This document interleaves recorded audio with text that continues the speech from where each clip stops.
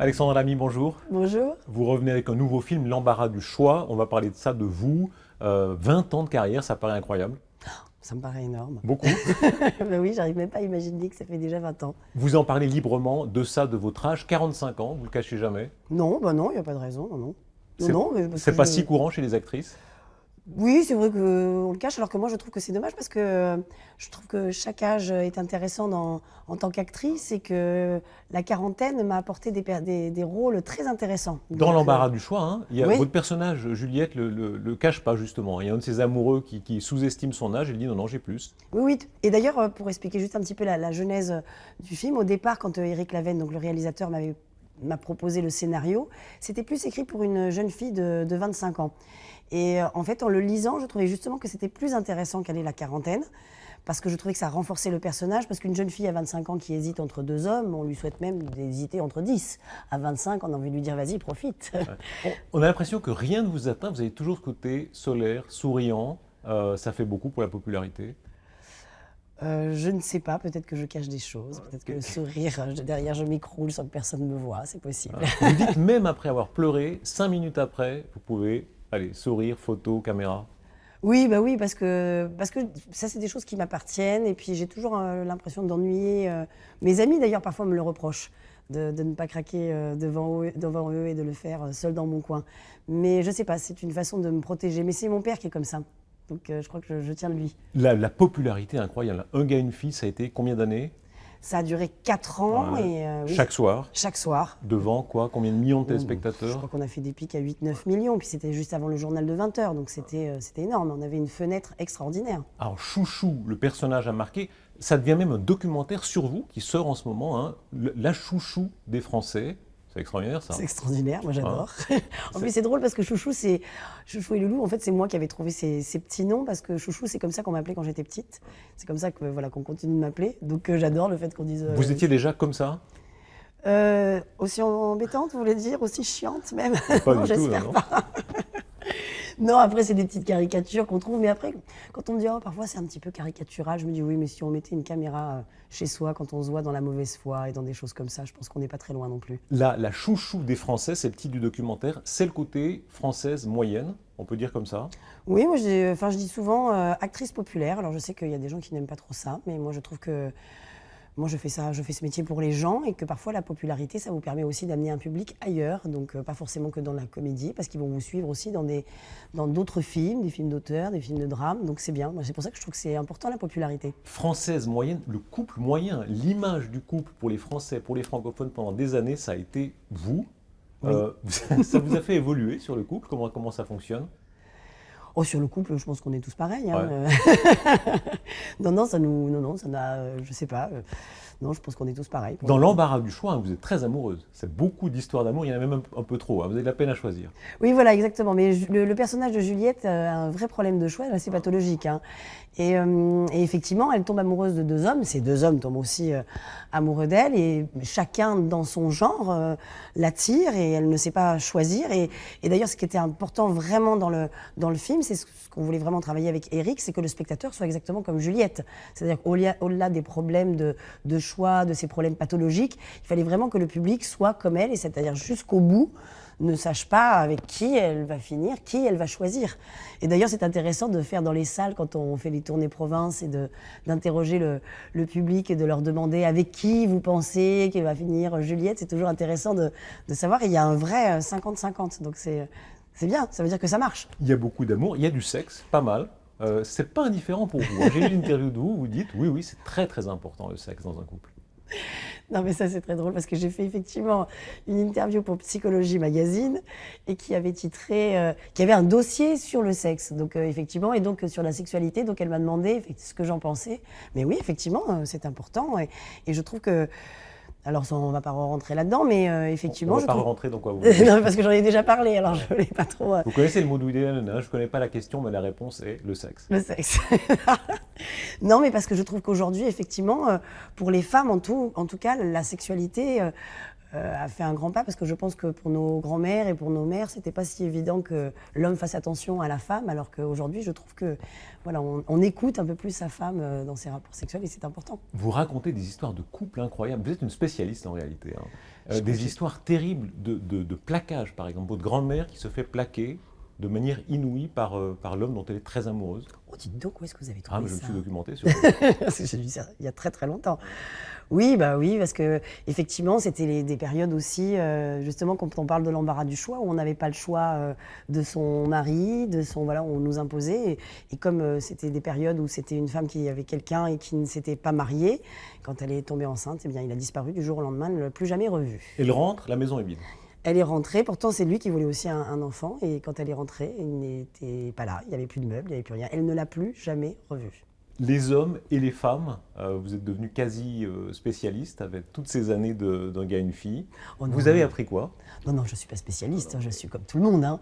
Je ne suis pas... Non, bien sûr. Non, je ne me sens absolument pas spécialiste. C'est juste, je pense qu'avec les années, à la quarantaine, on se dit oui, bah, le prince charmant, en fait, ça n'existe pas. Et puis heureusement d'ailleurs, parce que finalement, ça sera un petit peu chiant. Vous n'y croyez plus au prince charmant? Non, mais c'est pas ça, c'est qu'heureusement d'ailleurs, parce que quelqu'un qui n'a pas de défaut, au bout d'un moment, c'est un petit peu ennuyeux. Donc voilà, tous ces petits rêves-là, qu'on se dit c'est pour la vie, c'est tout ça. On se dit à 40 ans, on se dit oh bah non, et puis c'est pas grave. Chaque histoire est bien aussi. Votre parcours avec son ami, vous parliez de votre père tout à l'heure, vous lui devez beaucoup à vos parents, le père, la mère, ce côté tellement facile, solaire dont on parle toujours, ça c'est le père. Oui, complètement. Oui, mon père est quelqu'un d'extrêmement solaire, c'est quelqu'un de... Enfin, c'est pas parce que c'est mon papa, mais c'est quelqu'un qui est heureux pour vous. Quand vous réussissez, il est heureux pour vous. Mais vraiment, c'est sincère. C'est pour ça que parfois, quand je dis par rapport aux amis, on a des amis, c'est bien de reconnaître nos amis quand on n'est pas bien, quand on est mal, mais c'est bien aussi de les voir quand on va bien et qu'ils sont contents pour vous, parce que ça, c'est assez rare. Et c'est pour ça que mon père est comme ça, et je trouve ça merveilleux. C'est quelqu'un d'extrêmement solaire, c'est quelqu'un d'extrêmement positif, et qui fait de tous ces échecs, au contraire, une force, et qui nous a toujours dit, avec ma sœur, mais il y a toujours un ciel bleu, il y a un petit bout de ciel bleu, alors va le chercher. Il a cru en vous tout de suite, dans la carrière?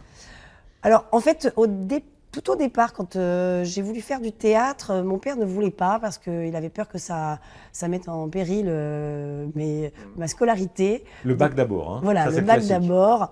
Et donc, oui, il était plutôt contre le fait que j'aille faire du théâtre. En plus, nous, on habite dans une petite ville de province, à l'Est, et le conservatoire était à Nîmes, donc c'était 40 km. Donc, c'était un peu compliqué. Et en fait, je l'ai passé en douce, sans qu'il le sache. Et puis, au bout de quelques mois, genre presque à la fin de l'année, il a appris que j'avais des résultats qui étaient plutôt bons, mais pas pour la scolarité, mais pour le conservatoire. Donc, il n'était pas énervé, mais enfin voilà, il était un petit peu déçu d'abord que je n'ai pas écouté ce qu'il m'avait dit. Et puis je lui ai dit, écoute, je joue au théâtre de Nîmes, viens me voir et puis après tu me diras. C'est une vraie vocation, un personnage qui a compté aussi, c'est votre prof de français, oui, qui vous a fait aimer le théâtre. Complètement. En fait, tout au début, j'avais pris des cours avec une copine. On faisait du théâtre contemporain. Vous savez, c'est quand vous vous mettez dans des espèces de toiles de jute et vous criez des trucs. Et peu de gens regardent. Oui. Et moi, je me suis dit, c'est ça le théâtre? Ah non, mais moi, je veux pas faire ça du tout. Donc, ça m'a ennuyée tout de suite. Et puis, en fait, j'avais un professeur de français qui donnait des cours de théâtre. Et puis, une autre copine m'a dit, allez, viens, on va le voir. Puis, c'est bien, c'est le prof de français. Et puis, en fait, il m'a fait découvrir vraiment le théâtre. J'ai adoré travailler avec lui. Et c'est lui qui m'a poussée à passer le conservatoire. Vous vouliez vraiment, il y a une scène extraordinaire avec Galabru, vous courez les castings, et vous voulez vraiment le rôle. Puis Galabru, qui est un acteur déjà arrivé, etc., qui d'abord vous néglige un peu. Oui. Et vous vous battez. Oui, complètement, parce qu'en fait, il faisait un casting, il faisait des auditions, puis en fait, je ne sais pas ce qu'ils faisaient, ils étaient au fond, ils étaient en train de boire un coup, je ne sais pas ce qu'ils fêtaient, donc ils nous écoutaient absolument pas. Et je savais que le casting continuait le lendemain, donc j'y suis retournée, puis Michel qui me dit, mais t'étais là, toi, hier, t'as passé le casting. Je dis, bah oui, mais vous m'écoutiez pas. D'ailleurs, je trouve ça intolérable. De faire venir des jeunes actrices et pas nous écouter, ça sert à rien de faire des auditions. Et ça l'a touché. Et ça l'a touché. Il m'a dit, non, t'es gonflé, toi. Vas-y, passe la scène. Très bien. Et je me rappelle, il m'a dit, puisque t'as l'air assez forte et machin, etc., je te préviens, moi, j'ai déjà joué la pièce, je vais pas m'embêter à refaire une mise en scène. Tu viendras 2 heures avant qu'on joue et je te montrerai où est-ce que tu dois aller, puis tu te débrouilleras. Et en fait, ça a été super. Pour Un gars, une fille, pareil. Vous l'avez Pareil. voulu vraiment? Moi, je crois que je marque pas la première fois. Il faut insister. Non, mais je sais pas, parce qu'à chaque fois, finalement, tous mes castings, enfin, tous les rôles que j'ai eus, enfin, pas tous, mais au début, à chaque fois, il faut que je revienne. Un gars, une fille, c'est pareil, j'avais passé l'audition et en fait, j'étais passée avec un acteur, mais qui n'était pas vraiment un acteur, en fait, qui était un mannequin, parce que la productrice voulait vraiment un beau garçon. Et donc, elle avait choisi un mannequin, et effectivement, c'était pas un acteur. Et justement, Il encore était une mauvais. fois, la comédie, c'est extrêmement difficile si on n'est pas acteur. Donc, et du coup, ça marchait pas. Donc, du coup, effectivement, elle ne m'a absolument pas regardée. Et en sortant de là, j'avais un casting à côté, ce qui était déjà assez rare. Parfois, je me dis, je sais pas, il y a des choses comme ça dans la vie. Et c'est la première fois aussi que je rappelle un casting, en disant, voilà, est-ce que je peux pas venir repasser l'audition? Et elle me dit, vous êtes qui? Alexandra Lamy. Elle me dit, bon, bah, d'accord, revenez. Et c'est là qu'en fait, elles m'ont repérée. Mais c'est des choses qu'on ferait rarement. Alors parfois, on se dit, c'est marrant, il y a des... Je ne sais pas si c'est de la chance, mais en tout cas, c'est parfois des choses qu'on provoque et puis des choses aussi, la chance qu'on attrape et il faut la saisir, il faut y aller. À la place du mannequin, ça a été Jean Dujardin. Oui, exactement. Vous êtes tombée amoureuse tout de suite? Non, non, pas du tout. Non, on était chacun en couple et puis forcément, on joue. Mais après, on s'est demandé même si c'était pas schizophrénique. Parce qu'on était quand même un couple pour tout le monde, on devenait un couple. Au bout de 4 ans, oui, presque à un moment donné, on s'est dit peut-être que ça nous rentre dans la tête. Et puis après, c'est vrai qu'on a Comment pu on se tombe séparer. amoureuse quand c'est une situation très particulière, hein, son partenaire, en plus vraiment deux personnages aussi typés, ça s'est fait comment? Vous voulez que je vous raconte notre première Oui. fois? Allez-y. Non, mais pas du tout. Non, mais enfin, je veux dire, ça n'a rien d'extraordinaire. Ça a quelque chose d'extraordinaire aujourd'hui parce qu'on est connu. Mais en fait, c'est comme tout le monde. Il y a un moment donné, au bout de 4 ans, on s'est rendu compte qu'on n'arrivait pas à se séparer et qu'on avait envie de continuer. Mais c'est normal, on s'est construit ensemble. Donc, Vous avez deux carrières extraordinaires. Chez lui, qu'est-ce qui fait que ça a fonctionné à ce point-là? On disait vous, la française moyenne. Lui est un peu le français moyen, hein, pour beaucoup de gens. bien sûr. Pourquoi lui? Pourquoi il a démarré plus vite, Ouais. vous voulez dire? Pourquoi ça a été si bien pour lui? Pourquoi il a touché à ce point-là le public? Parce que je pense que... Mais je pense que c'est effectivement pour tous les deux, c'est parce qu'on représentait... moi, j'étais la meilleure copine, il était le meilleur copain. On était tous les soirs chez les gens. D'un coup, ça a créé une espèce de popularité extraordinaire. Et puis après, derrière, lui, il a fait aussi un film qui lui a fait 4 millions d'entrées. Donc tout de suite, ça l'a propulsé. Moi, je savais que ça allait être plus long parce que forcément, je suis une femme. Donc sans rentrer dans des choses, mais dans des côtés machistes. Mais effectivement, dans ce milieu-là, tout ce qui est finance, etc., sont tenus par des hommes. Et donc je savais que moi, en tant que femme, ça allait être plus difficile, qu'on parlerait plus facilement à un homme qu'à une femme. La vraie notoriété, vous dites même la violence de la notoriété, hein. Il y a un moment où des femmes veulent faire un selfie avec vous êtes avec votre petite fille, hein, Oui. et puis elle bouscule même votre petite fille pour être seule. Ça vous a choqué? Ah oui, ça m'a choqué parce que c'était vraiment... C'était extrêmement fort, d'abord parce qu'on ne savait pas trop encore qu'un gars et une fille avaient une telle notoriété, parce qu'on travaillait beaucoup, donc on ne se rendait pas compte en fait, de l'impact qu'on avait. Et puis un jour, je suis avec ma fille, elle doit avoir, je ne sais plus, 3 ans, et puis c'était le matin de la maternelle, et puis j'ai eu des femmes comme ça qui sont venues me demander des autographes. Alors évidemment, j'étais très surprise et très heureuse de cette reconnaissance, donc je me suis prêtée au jeu, et puis d'un coup, je me suis retournée, je me suis rendu compte que j'avais plus ma fille. Donc évidemment, j'ai été prise de panique en disant mais elle est où, elle est où? Et ça, je me rappelle d'une chose et je me suis dit alors ça plus jamais parce que je pars parce que je cherche évidemment ma fille que je ne retrouve pas dans la rue. Et j'ai une femme qui me rattrape et je lui dis mais attendez, j'ai perdu ma fille. Et elle me dit ah non mais moi je suis désolée, hein, vous me le devez, hein. Vous me le devez l'autographe. Alors ça, je me suis dit mais alors ça plus jamais. C'est-à-dire qu'elle pense tellement à ses enfants qu'elle en a rien à faire que je perde la mienne. Et quand même, j'ai retrouvé ma fille qui a été, je ne sais pas, 50 mètres plus loin, récupérée par un monsieur dans un café qui a attrapé ma fille. Ça, c'est les mauvais côtés de la popularité, de la notoriété. Être en public, votre séparation d'avec Dujardin aussi, hein, le fait que ce soit public, vous soyez les deux personnages publics, ça complique tout. Oui, bien sûr, et encore, on a de la chance d'être dans un pays où on peut aussi attaquer, faire des procès, et ce qui permet aussi d'ailleurs de... Alors même si on raconte un petit peu votre vie, mais en tout cas, on n'est pas obligé de raconter des choses trop horribles, parce que dans certains pays, c'est absolument atroce, vu qu'on ne peut absolument pas, je pense en Angleterre ou aux États-Unis ou ailleurs. L'intrusion, il y a un jour un type dans un aéroport, je crois, qui vous dit « alors vous n'êtes plus avec Jean ?» et puis oui, les gens le huent. Ah mais oui. Bah oui, mais ça, qu'est-ce que vous voulez? Mais c'est terrible, après il faut se... Mais maintenant, je regarde plus trop, même toutes les presses people, etc. D'abord, je me dis, bon, la semaine prochaine, c'est quelqu'un d'autre. Une actualité en balaye une autre. Vous voyez les choses froidement, hein. Il y a cette réflexion de vous que je trouve extraordinaire. Vous dites les vrais amis, c'est pas dans l'adversité, parce qu'on aime bien au fond quand vous souffrez. Les vrais amis, c'est quand ça va trop bien, hein. Ceux qui sont pas jaloux de vous. Voilà, exactement, ceux qui sont heureux pour vous. Ça, c'est assez rare. Et c'est là vraiment où on reconnaît ses amis. Parce que moi, j'ai perdu des amis, effectivement, je me suis rendu compte de ça parce que j'ai perdu une très bonne amie. Quand j'ai démarré un gars, une fille, et que ça a très bien marché, en l'air de rien, je ne l'avais plus, alors que quand j'allais pas bien, elle était là. Et ça, c'est très bizarre. Aujourd'hui, vous êtes maman, Oui, vous habitez à Londres. oui, enfin, je suis beaucoup en France quand même. Ouais. Pourquoi Londres? Pourquoi ce choix de Londres? Parce que en fait, c'était ma fille qui voulait parler anglais et je trouvais que c'était que c'était bien pour elle, effectivement. Mais au départ, on s'était dit que ça serait peut-être après son bac, elle avait 15 ans. Et puis, comme moi, j'étais dans une période de ma vie où je me suis dit, tiens, c'est peut-être pas mal aussi de partir à Londres, justement, pour fuir un peu toutes ces presse people, de me faire un petit peu une petite bulle. Être maman et actrice, ça va? Oui, mais moi, je partage... C'est des vies compliquées, disons, hein. Oui, bien sûr, mais comme plein de métiers, moi, mes parents, ils étaient commerçants, je ne les voyais pas plus que ma fille me voit en tant qu'actrice, hein. Parce que, voilà, mais à un moment donné, puis moi, je me dis, voilà, chacun a son petit fardeau. En même temps, quand je suis là, et puis, il faut bien travailler. Puis, en plus, il ne faut pas non plus tout sacrifier pour ses enfants, parce qu'à 18 ans, elle vous dira, mais moi, je t'ai rien demandé, hein. Si tu voulais faire ta vie, il fallait la faire. Moi, tu n'étais pas obligé de me donner le poids de tes sacrifices, donc... Ça aide le côté commerçant. Il y a des gens, Bernard Pivot dit ça, un de ses parents commerçants, il dit ça apprend, hein, à être poli avec les gens, à savoir qu'il faut servir. Ah mais c'est sûr, parce que nous, en plus, mon père, il nous a travaillé il nous exploitait pas, mais il nous a travaillé tous les mercredis, tous les samedis, toutes les vacances. Ça nous a donné la notion de l'argent, la valeur. Mon père, si on voulait s'acheter quelque chose, il dit, ah bon, tu veux ça? Bah, tu vas travailler. Donc déjà, ça nous a appris la valeur de l'argent, et ça, je remercie. Le commerce, ça apprend effectivement à dire bonjour, à dire merci. Et le côté français moyen, hein, connaître Ouais, vraiment la sûr. vie des gens, c'est une vie vraiment normale, hein. Voilà, exactement. Donc oui, c'est vrai que le commerce, ça nous a aidés, ça c'est sûr. La peur que ça s'arrête, ça existe? Oui, bien sûr. Tous Ah les oui, jours? pas tous les jours, mais évidemment, moi, j'aime ce métier, je suis une vraie passionnée. Si je ne fais pas ça, je serais extrêmement malheureuse. Donc oui, toujours la peur que ça s'arrête. L'embarras du choix, film sur l'indécision, c'est vraiment, alors depuis la petite enfance, hein, votre personnage, il n'arrive pas à choisir entre deux parts de gâteau, enfin, etc. La femme qui ne sait pas si elle va garder son enfant. Il y a une part de vous. Je pense que dans l'indécision, je pense que tout le monde se retrouve un petit peu, mais quand je dis ça, c'est parce qu'aujourd'hui, on a tellement de choix.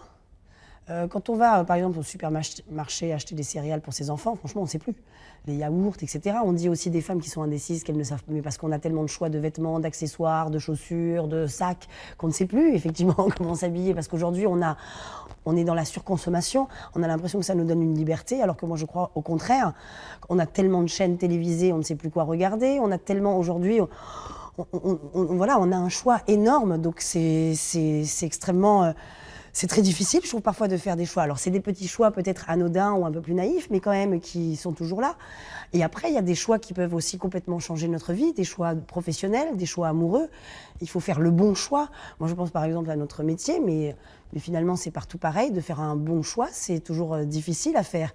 Nous, si on se trompe sur le choix d'un scénario, au bout de 3-4 fois, et qu'on se prend des bides au cinéma, ben, on n'aura plus de premier rôle et on n'aura plus le choix. Alors, Donc, dans le c'est film, difficile. à l'extrême, c'est le choix entre deux hommes, hein, même jusqu'au mariage, votre personnage laisse croire à chacun que ce sera lui. Complètement. Ça, c'est arrivé à tout le monde, pas ça à ce point-là, mais enfin, hésiter entre deux hommes.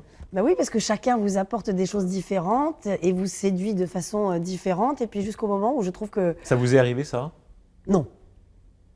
Non, il y a un moment donné- Choisir, oui. Ah, choisir, oui, mais on Ouais. est toujours dans le choix. Mais choisir difficilement. Oui, mais de toute façon, choisir, c'est aussi renoncer, c'est savoir dire non. Donc c'est très difficile de dire non à quelqu'un. Et de penser qu'on a eu raison de dire non. C'est extrêmement difficile de faire des choix. Donc oui. C'est une liberté aussi.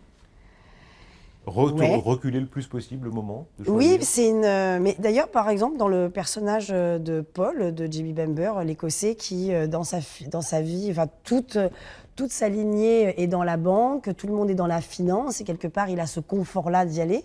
C'est extrêmement difficile, alors que lui, c'est pas sa passion. Il aurait voulu être né, c'est-à-dire faire des parfums. Et de faire ce choix-là, de se dire, bah non, je casse tout ça et puis je tente de faire ça, c'est difficile de faire ce choix-là.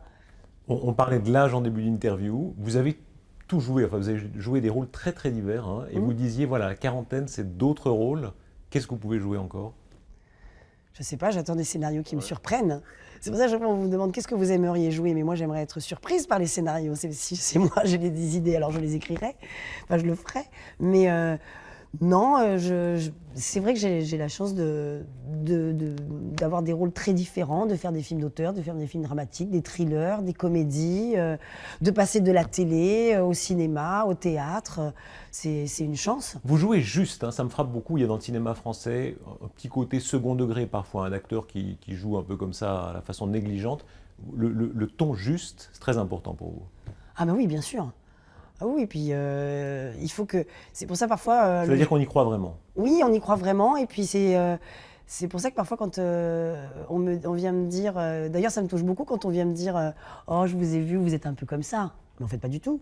Mais tant mieux, ça veut dire que vous aviez l'impression que j'étais naturelle là-dedans. Et ce qui est le plus difficile pour un acteur, c'est même... Peu importe ce qu'on joue, c'est de paraître le plus naturel. Et il faut beaucoup de travail pour être naturel. Ah ben oui, bien sûr.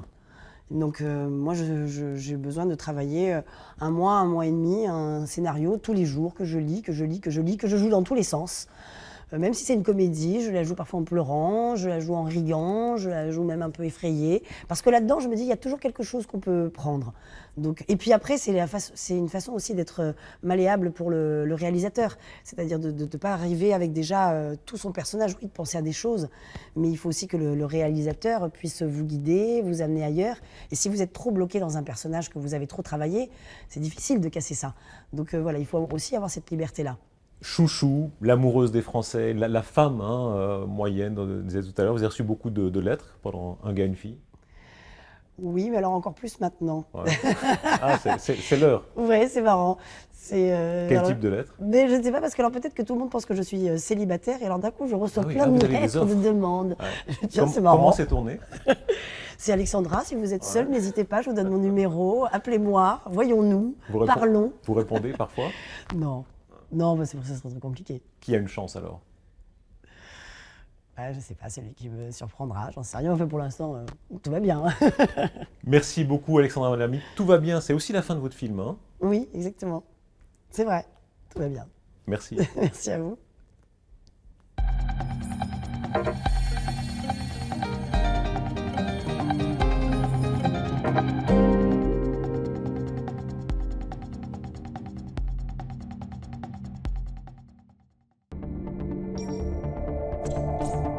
Pardonnez-moi avec Le Matin Dimanche.